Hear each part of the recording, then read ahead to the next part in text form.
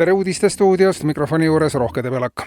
Maailma juhtivad füüsikateadlased on 2 kuud töötanud Eesti riigieelarve kallal saamaks teada, kuidas see on koostatud ja millisel viisil üles ehitatud. Tööd alustati pärast seda, kui Eesti valitsus tunnistas, et Riigikogu liikmed ei saa riigieelarvest aru.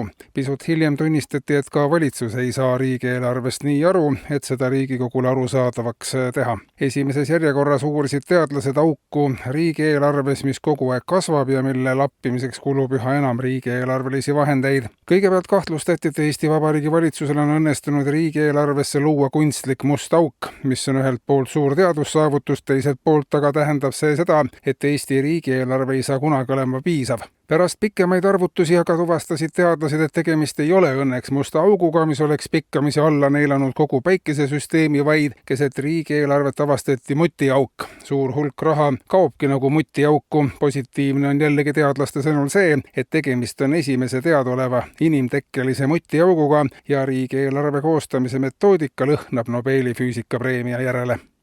Ja korralduslikku. Põllumajandusministeeriumi loodud Maaelu Etendamise Sihtasutus avab toetuste taotlusvooru ettevõtetele, kelle põhiliseks tegevusalaks ja missiooniks on maaelu igakülgne etendamine nii maal kui linnas. Toetuse saamise üheks tingimuseks on, et ettevõte ei tegele põllumajandusliku tootmise, metsanduse, kalanduse, jahinduse, turismi või mõne muu maaelu alla käiva ettevõtlusvormiga, vaid ainult etendaks seda.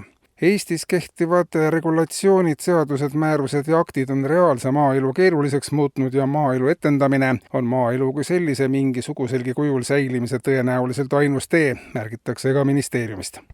Ja liiklusest. Riigikogu liikluskomisjonis on koostöös spetsialistidega valmis saanud kiiruse ületamiste vastaste meetmete pakett. Senistelt piirangutelt nagu 50 kilomeetrit tunnis, 70 kilomeetrit tunnis, 90 ja 110 ja 120 kilomeetrit tunnis minnakse üle baaskiirusele 50 kilomeetrit päevas, 70 kilomeetrit päevas ja kui olud lubavad ja vastav märk üleval, siis ka 110 või lausa 120 kilomeetrit päevas. Inimene saab ise valida, kui kiiresti ta selle kilometraaži ära sõidab ja pärast seda algab vaba aeg. Liiklus muutub rahulikumaks, inimesed muutuvad rahulikumaks, kui ei pea enam mitu korda päevas Tallinna ja Tartu vahelt pendeldama.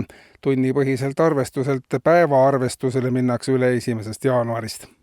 Ja pakendiringluse organisatsioonid ja kohtutäiturite esindajad kirjutasid eile alla koostööleppele, mille kohaselt hakkavad taaraautomaadid alates järgmisest nädalast paiknema kohtutäiturite juures.